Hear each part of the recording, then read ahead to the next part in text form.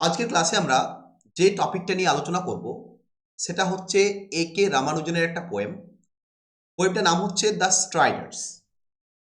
তো প্রথমত আমরা আমাদের পোয়েট সম্পর্কে জানব, অর্থাৎ আমরা এ.কে রামানুজন সম্পর্কে কয়েকটা কথা জানব। তারপর আমরা আমাদের টেক্সট দ্য স্ট্রাইডার সম্পর্কে জানব, দেন আমরা ক্লাসটা স্টার্ট করব। দেখো, এ.কে রামানুজন তার সম্পূর্ণ নাম হচ্ছে আটিপট কৃষ্ণস্বামী রামানুজন। জন্ম হচ্ছে 1929, মৃত্যু হচ্ছে 1993। ওকে, তিনি বেসিক্যালি একজন post independence Indian English poet, scholar এবং ট্রান্সলেটর।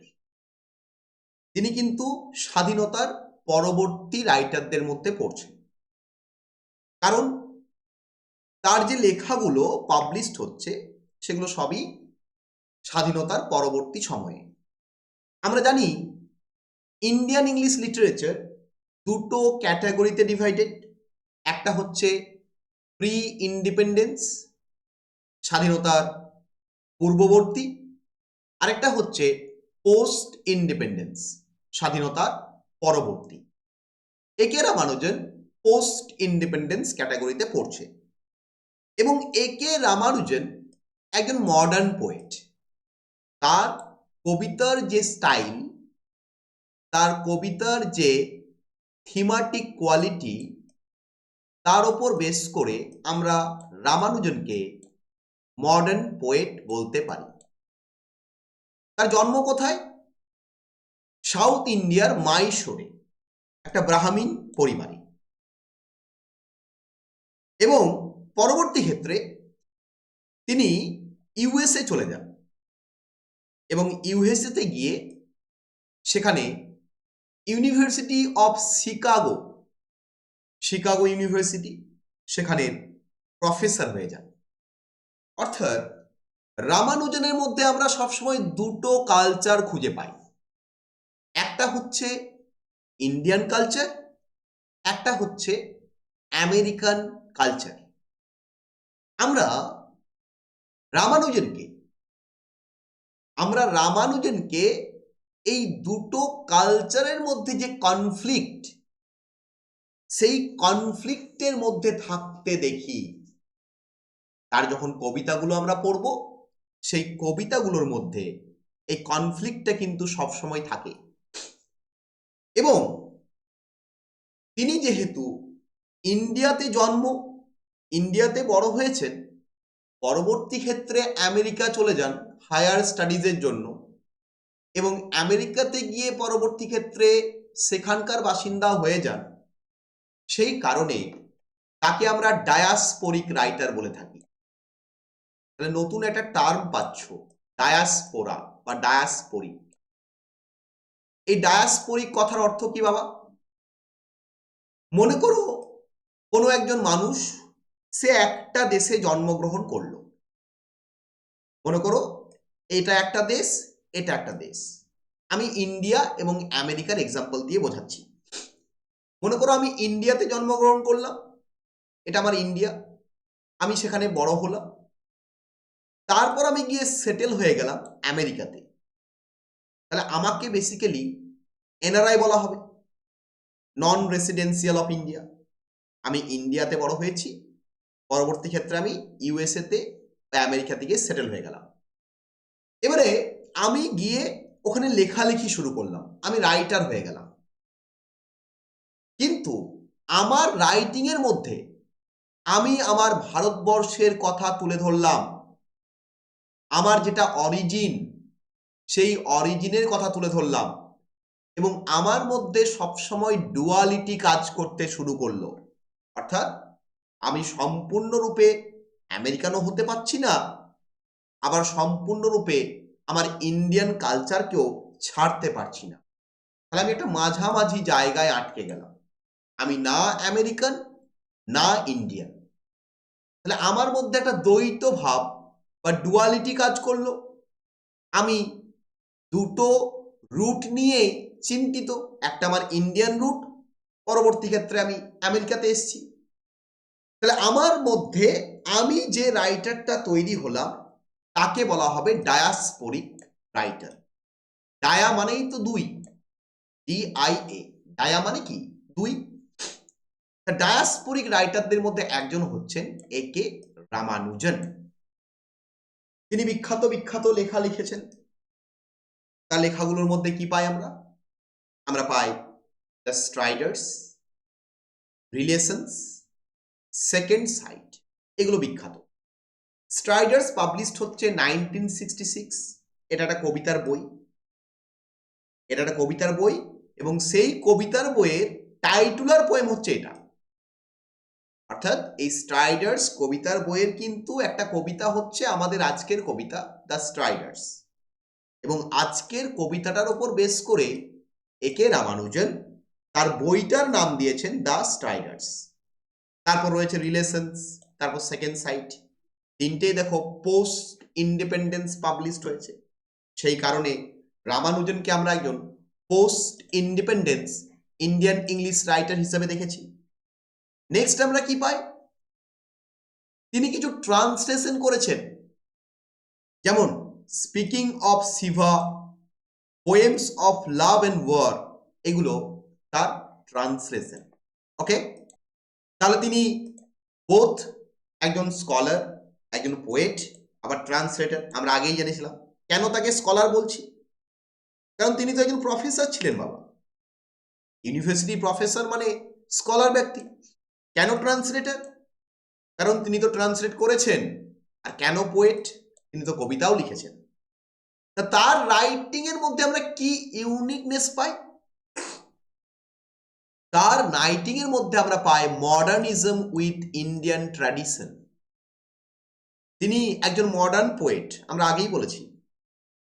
তার লেখার মধ্যে আমরা মডার্নিজম পাবো, কিন্তু সেই লেখাতে আমরা ইন্ডিয়ান ট্র্যাডিশনকে কখনোই ভুলতে পারবো না। ইন্ডিয়ান ট্র্যাডিশন কিন্তু বারবার ফিরে আসবে। সেখানে বিভিন্ন ইমেজারির ব্যবহার, আইরনির ব্যবহার, ইন্ডিয়ান মাইথোলজির ব্যবহার, ভারতের যে বিভিন্ন পৌরাণিক কাহিনী, সেই পৌরাণিক কাহিনীর কথা, এবং তার প্রত্যেক দিনের যে জীবনের এক্সপিরিয়েন্স, সেই অভিজ্ঞতা, সেই অভিজ্ঞতার কথা তিনি তুলে ধরেন। এছাড়া তার মেমোরি, তার আসল কালচার, তার আইডেন্টিটি, এই সব জিনিস নিয়ে আলোচনা করেন। কারণ তিনি তো ইন্ডিয়ান, কিন্তু তিনি আমেরিকাতে থেকেছেন। তাহলে ভাবো, তার মধ্যে একটা ডুয়াল আইডেন্টিটি তৈরি হয়েছে। তিনি নিজেকে বুঝতে পারছেন না যে তিনি আদেও এখন আমেরিকান নাকি তিনি ইন্ডিয়ান। তার মধ্যে আইডেন্টিটি ক্রাইসিস সবচেয়ে বেশি তৈরি হয়েছে। সেই সমস্ত মানুষ বাবা যাদের জন্ম মনে করো ইন্ডিয়াতে, কিন্তু পরবর্তী ক্ষেত্রে যারা বাইরে চলে গেছে না, প্রত্যেকটা লোক ইন্ডিয়াতে জন্ম কিন্তু বাইরে চলে গেছে, এখন বাইরে গিয়ে থাকে, তারা প্রত্যেকে কিন্তু আইডেন্টিটি ক্রাইসিসে ভোগে। তারা নিজেদেরকে অ্যাডজাস্ট করতে পারে না, তারা বুঝতে পারে না যে তারা ইন্ডিয়ান নাকি যে দেশে গেছে সেই দেশের নাগরিক। দেখো, একটা ইন্ডিয়ান লোক আমেরিকাতে গেলে তার মধ্যে তো ডুয়াল আইডেন্টিটি কাজ করবে, সে তো বুঝতে পারবে না, কারণ আমেরিকান কালচার আলাদা, ইন্ডিয়ান কালচার আলাদা। তাহলে সে দীর্ঘদিন যে কালচারে বড় হলো, সে সেই কালচারটাকে ধরবে, নাকি যে কালচারে গিয়ে সে এখন পড়েছে সেই কালচারটাকে ধরবে? তার মধ্যে এই কনফ্লিক্ট কিন্তু সব সময় লেগেই থাকে। ঠিক সেই রকমই A.K. রামানুজনের মধ্যেও হচ্ছে। তাই তার কবিতাতে আমরা আইডেন্টিটি, তার কালচার, তার মেমোরির কথা দেখতে পাই। সো এই কথাগুলো আমাদের রামানুজন সম্পর্কে অবশ্যই জানতে হবে, সেই কারণে আমরা জানলাম। নেক্সট আমরা কবিতাটা সম্পর্কে জানব। আমাদের কবিতার নাম স্ট্রাইডার্স।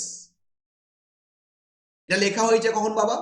মিড 1960s, অর্থাৎ 1965 নাগাদ। 1965 থেকে 1966 সালের মধ্যে লেখা হয়েছে কবিতাটা, 1960-এর দশকের মাঝামাঝি। এবং এই কবিতাটা হচ্ছে টাইটেল পোয়েম। তার কোন কালেকশনের? দ্য স্ট্রাইডার্স। এটা হচ্ছে তার কবিতার বইয়ের নাম। এই বইটির আন্ডারে 1966 সালে পাবলিশড হলো। ঠিক আছে, এবারে যখন কোনো একটা আমরা বই পাবলিশ করছি এবং বইয়ের মধ্যে একটা কবিতা আছে, তার উপর বেস করে আমি টাইটেল দিচ্ছি, তখন তাকে টাইটেল পোয়েম বা টাইটুলার পোয়েম বলা হয়। তাহলে আমাদের টাইটুলার পোয়েম হচ্ছে এটা। আমরা পেয়ে গেলাম আমাদের টাইটুলার পোয়েম, তার নাম হচ্ছে দ্য স্ট্রাইডার্স। এবার এই স্ট্রাইডার্স কথার মানেটা কি আগে বোঝো তো। স্ট্রাইডার্স কথার অর্থ হচ্ছে জল মাকড়সা বা জল ফড়িং।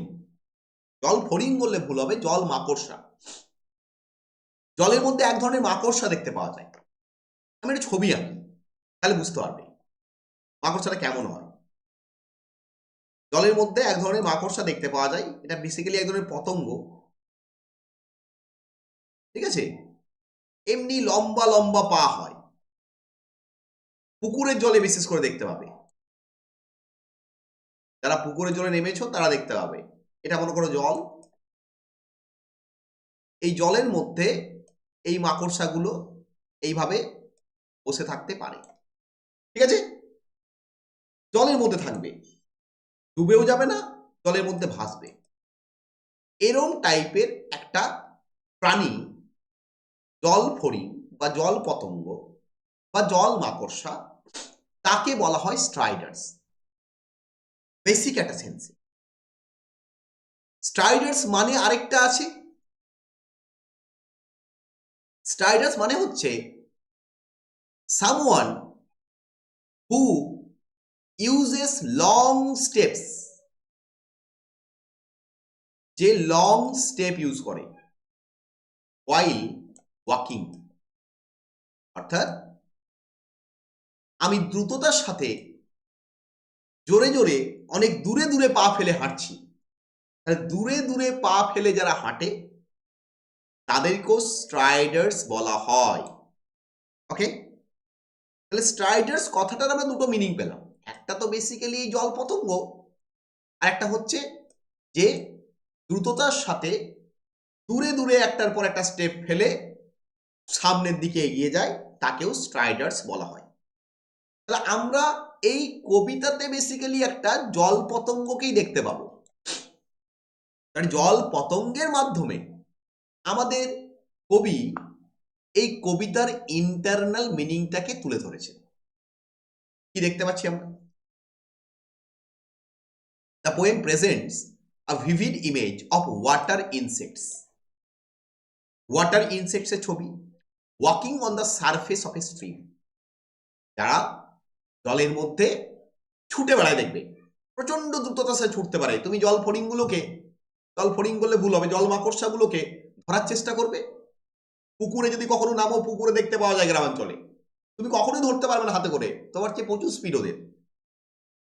তাহলে এই জল ফড়িং বা জল মাকড়সার গল্প, তাহলে আমাদের মনে হবে এই আবার কি কবিতা, এটা বাচ্চাদের কবিতা। কিন্তু বাচ্চাদের কবিতা নয় বাবা। তাহলে main theme is union of ordinary and spiritual, showing how small everyday details can suggest deeper philosophical meaning. কবি অ্যাকচুয়ালি কি করছেন, একটা অর্ডিনারি জিনিসের সাথে স্পিরিচুয়াল জিনিসের তিনি ইউনিয়ন ঘটাচ্ছেন।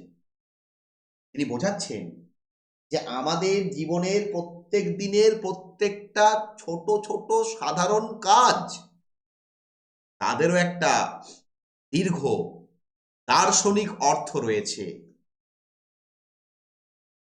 আমরা কি করি, আমরা বেসিক্যালি ছোটখাটো জিনিসকে ইগনোর করি। দেখবে আমরা একটা ফড়িংকে ইগনোর করি, আমরা একটা পিঁপড়েকে ইগনোর করি, আমরা ছোটখাটো জিনিসকে বেসিক্যালি পাত্তা টাত্তা দিই না। কিন্তু কবি বলতে চাইছেন যে পৃথিবীতে প্রত্যেকটা ছোটখাটো জিনিসেরও তুলনা রয়েছে। ঠিক আছে, দেখবে ছোটদের একটা কবিতা পড়ানো হয়, ক্লাস 9 বা 10-এ আছে। কবিতার নাম মনে হয় ফেভেল, FAVL, ফেভেল নামে একটা কবিতা। যেখানে একটা কাঠবিড়ালি এবং একটা পাহাড়ের মধ্যে যুদ্ধের কথা দেখানো হচ্ছে।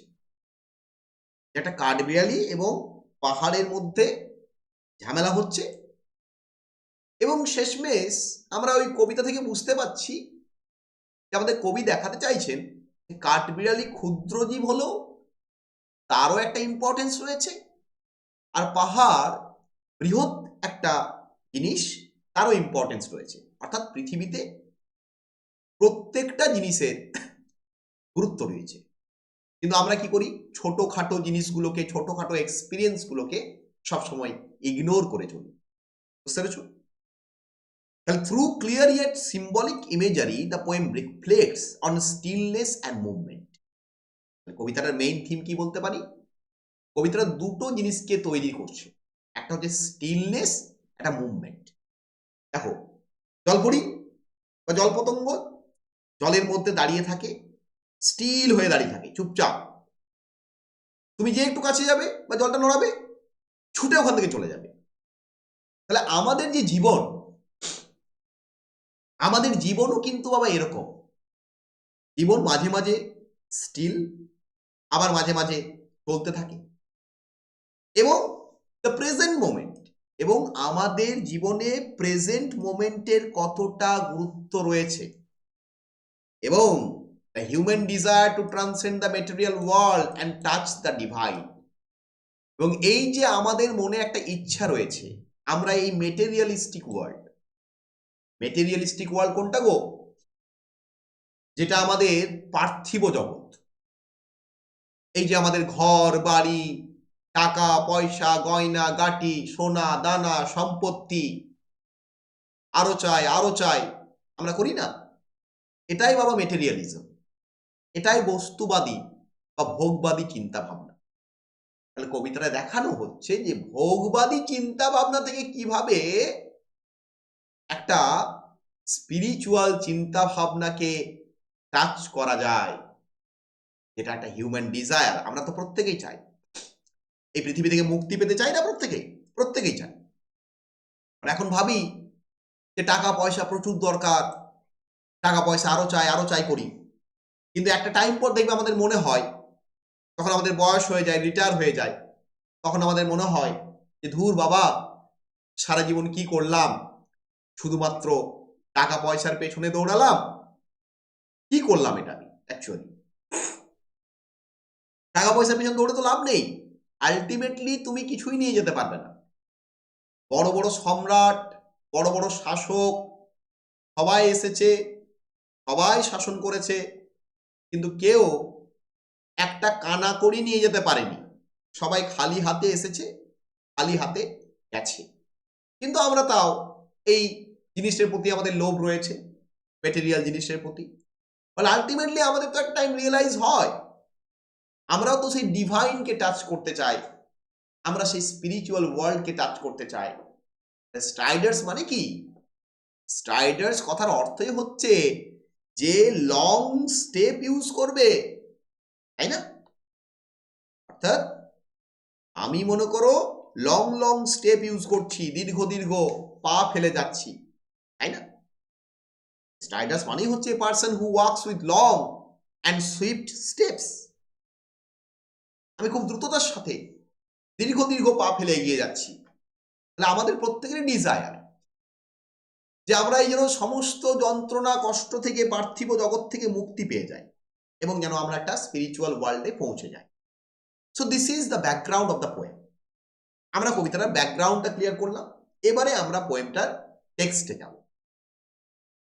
দেখো, টেক্সটে কবি কি বলছেন, খুব ছোট পড়া টেক্সট, টোটাল 15টা লাইন আছে।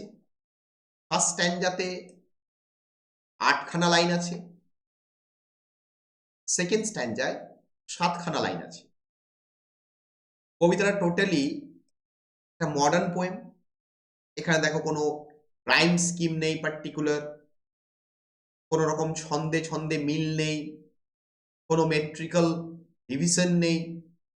আধুনিক কবিতাগুলো যেমন হয় সেই আধুনিক কবিতার স্টাইলকে ফলো করে লেখা।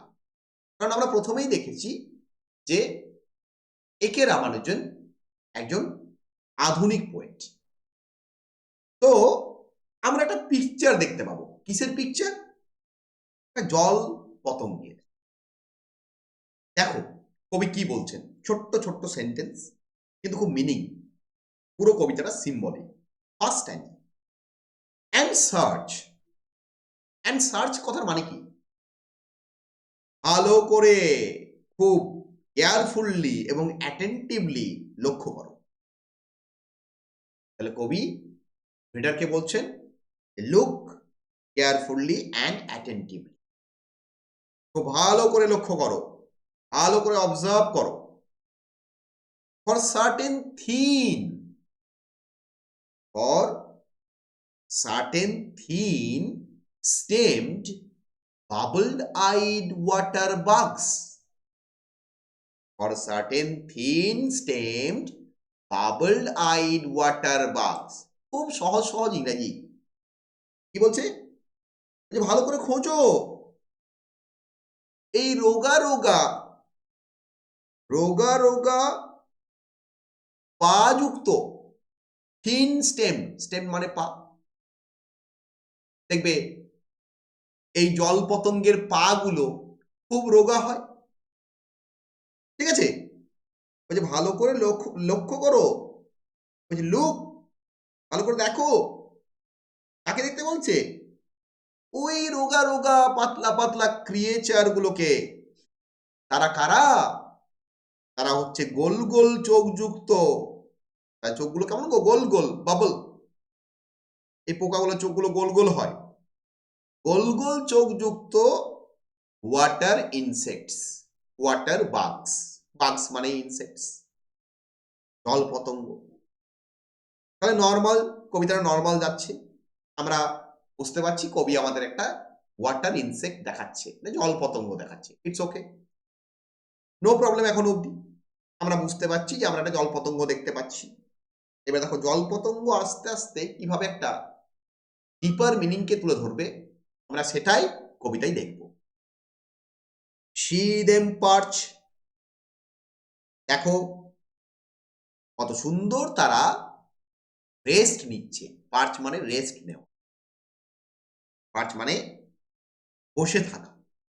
দেখো কত সুন্দর তারা বসে রয়েছে জলের ওপর এবং বিশ্রাম নিচ্ছে, ঠিক আছে? কি বলছে? অন ড্রাই ক্যাপিলারি লেগস, তারা বিশ্রাম নিচ্ছে কিসের ওপর ভর করে? তাদের প্রচন্ড শুকনো রোগা রোগা লোমযুক্ত পা। যে পাগুলো, যে পাগুলো জলে ভিজবে না, যে পাগুলো জলে ভিজবে না। ক্যাপিলারি মানে কি বাবা? ক্যাপিলারি মানে হচ্ছে সেই পা যে পায়ের মধ্যে লোম থাকে এবং যে পা জলের মধ্যে ভিজবে না। আমাদের পা ডোবালেই জলে ভিজে যাবে, কিন্তু ওদের ভিজবে না। তারপর কি বলছে? ওয়েটলেস। এই পোকাগুলোকে দেখে মনে হচ্ছে যে এরা এত হালকা, এদের কোনো ওয়েটই নেই। কারণ আমরা জানি জলের উপর যে কোনো জিনিস দিলে সেটা ডবাং করে ডুবে যায়, কিন্তু এই পোকাগুলো বেশ বসে আছে জলের উপর। মনে হচ্ছে পোকাগুলোর কোনো ওজনই নেই। তাই কবি বলছেন weightless. On the ripple skin of a stream, তারা কোথায় বসে আছে? On the ripple skin of a stream, ঝর্ণা হয়ে যাচ্ছে, সেই ঝর্ণাতে রিপল হচ্ছে, ছোট্ট ছোট্ট ঢেউ হচ্ছে, সেই ঢেউয়ের ওপর তারা বসে রয়েছে। ওই ঝর্ণার যে রিপল স্কিন, মানে এই যে ঝর্ণাটা মনে করো বইছে, ছোট ছোট ঢেউ হচ্ছে, এই পারে ঢেউ, এটাকে বলছে রিপল স্কিন। কার রিপল স্কিন? স্ট্রিমের। ঢেউযুক্ত চামড়া কার? ওই ঝর্ণা। তার উপর বুকে বসে আছে কে গো? আমাদের ওই পোকাটা, রোগা রোগা পোকা, বড় বড় গোল গোল চোখ। ফড়িংয়ের চোখ দেখেছো নিশ্চয়ই, কত সুন্দর গোল গোল হেলিকপ্টারের মতো। ওরকমই তারা বসে আছে। মনে হচ্ছে একেবারে ওয়েটলেস, মনে হচ্ছে হচ্ছে তাদের কোনো ওজন টোজন কিচ্ছু নেই, খুব সুন্দর তারা বসে রয়েছে। তাহলে আমরা এত দূর অব্দি দেখলাম, তাই না? আমরা এত দূর অব্দি দেখলাম একটা ছোট্ট প্রাণী, তাকে কিন্তু কবি অবজার্ভ করছেন। এবারে সেকেন্ড স্ট্যান্ডায় কি বলছেন তিনি? এইবারে তিনি তার আসল কথা বলছেন। No, not only prophets walk on water. খুব সুন্দর কথা। আমরা শুনেছি মাইথোলজিতে, কি শুনেছি? যে যারা প্রফেট, যারা ঈশ্বরের দূত, যারা ঈশ্বরের দূত, প্রফেট কাদেরকে বলা হয়? ঈশ্বরের দূতদের, যাদেরকে ঈশ্বর পাঠিয়েছেন পৃথিবীতে। এবং তাদের আমরা অনেক মিরাকিউলাস ঘটনা শুনেছি, তাদের লাইফের অনেক মিরাকল শুনেছি। যেমন মোজেসের নাম শুনেছ। আমরা যদি জিউইশ মাইথোলজি পড়ি, ইহুদিদের মাইথোলজি, সেখানে মোজেসকে পাওয়া যায়। মোজেস যখন সমুদ্রের কাছে এসে দাঁড়িয়েছিল, সমুদ্র দুভাগ হয়ে গেছিল। ভাবো, সমুদ্রের সামনে এসে দাঁড়াচ্ছে, সমুদ্র দুভাগ হয়ে যাচ্ছে। মোজেসকে রাস্তা করে দিয়েছিল। তারপর আরো বিভিন্ন মাইথোলজি, হিন্দু মাইথোলজিতেও আছে প্রফেটরা, ঈশ্বরের দেবদূতরা, তারা জলের উপর দিয়ে হাঁটতে পারে। জল তাদের ওয়েট নিয়ে নেয়, তারা নিজেদের দেহকে খুব সূক্ষ্ম বানিয়ে জলের ওপর দিয়ে তারা হেঁটে চলে যেতে পারে, তারা জলের মধ্যে ডুবে যায় না। তাহলে কবি বলছেন এবারে যে শোনো শোনো, শুধুমাত্র যে প্রফেটরা জলের মধ্যে দিয়ে হেঁটেছেন সেটা নয়, বাঘ, এই যে ছোট পোকাটা, sits on a landslide of lights, এই যে ছোট পোকাটা, সেও কিন্তু পারে জলের মধ্যে বসে থাকতে। কোন জলের মধ্যে? এই জলটা দ্রুততার সাথে স্লাইডিং করে পেরিয়ে যাচ্ছে, এবং যে জলটা সূর্যের আলোতে ঝকঝক চকচক করছে, এই জলের মধ্যেও বসে থাকতে পারে। কে পারে? এই পোকাটা। শুধু যে প্রফেটরা পারে সেটা নয়, এই পোকাটাও পারে। and crowns eye deep, এবং আবার মাঝে মাঝে তার যদি মনে হয় সে জলের মধ্যে ডুব মারতে পারে,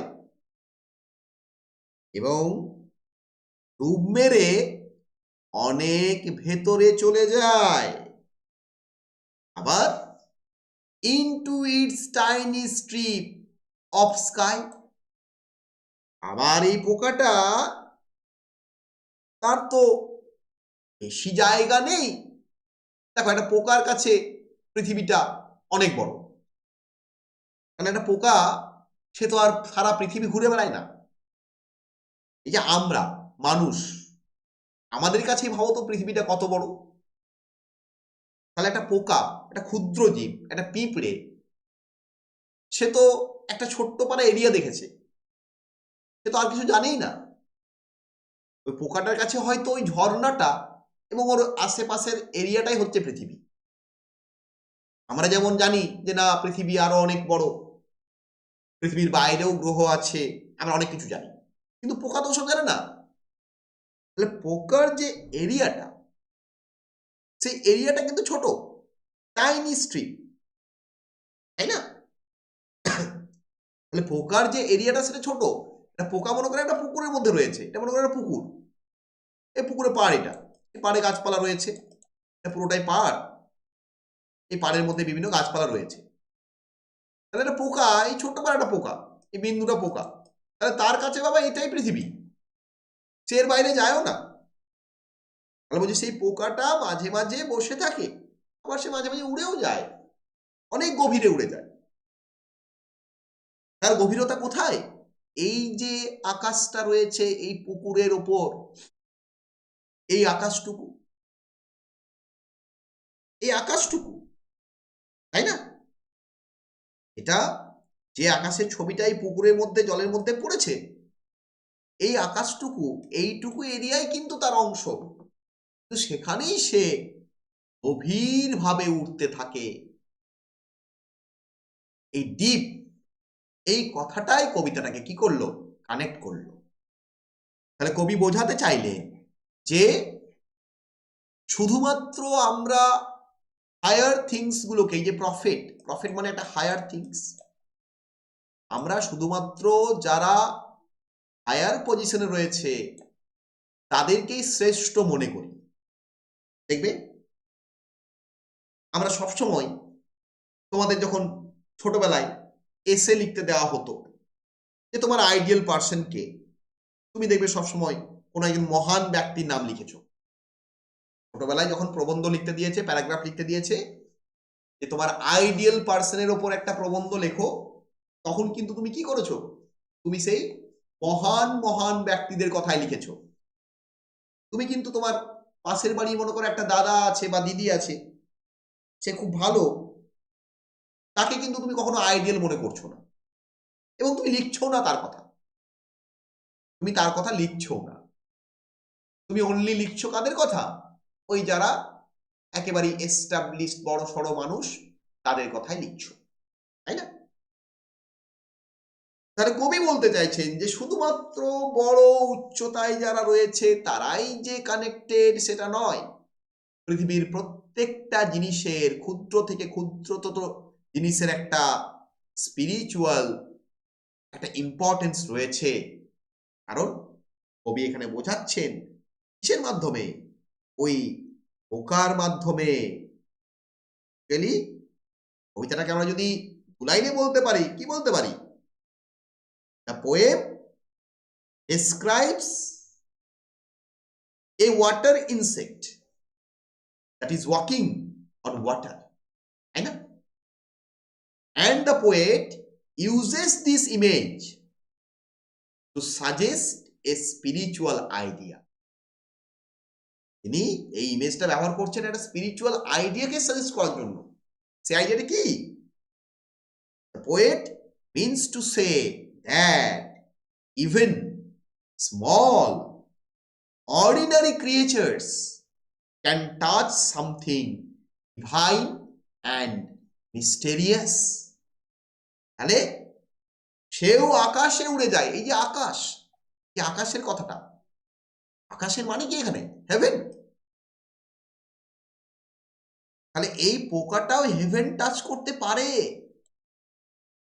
The insect has also the quality to touch the deep heaven, as the quality to touch the spirituality. In our world, everything, be it is small or it is higher, everything has the quality touch the divine, touch the spirituality. খুব সুন্দর একটা কথা, খুব সুন্দর একটা দৃশ্য যেটা তিনি তুলে ধরলেন একটা ছোট্ট পোকার মাধ্যমে। তাহলে আমাদের কখনোই আমাদের নিজেদেরকে ছোট মনে করা উচিত নয়। আমরা কবিতা থেকে কি শিক্ষা নেব? যে আমাদের কখনোই নিজেদেরকে ছোট ফিল করা উচিত নয়। আমাদের মনে রাখতে হবে যে everything has its own importance. প্রত্যেকটা জিনিসের নিজস্ব ইম্পর্টেন্স রয়েছে, এবং চাইলে we can also touch the zenith. আমরাও কিন্তু সম্পূর্ণ উচ্চতায় পৌঁছাতে পারবো। এই পৃথিবীতে প্রত্যেকটা জিনিসের একটা উচ্চতর গুরুত্ব রয়েছে। So this is our class on the poem the striders. আমরা এখানেই আমাদের ক্লাস শেষ করছি। আমরা নেক্সট ক্লাসে আবার অন্য একটা টেক্সট নিয়ে অ্যানালাইসিস করব।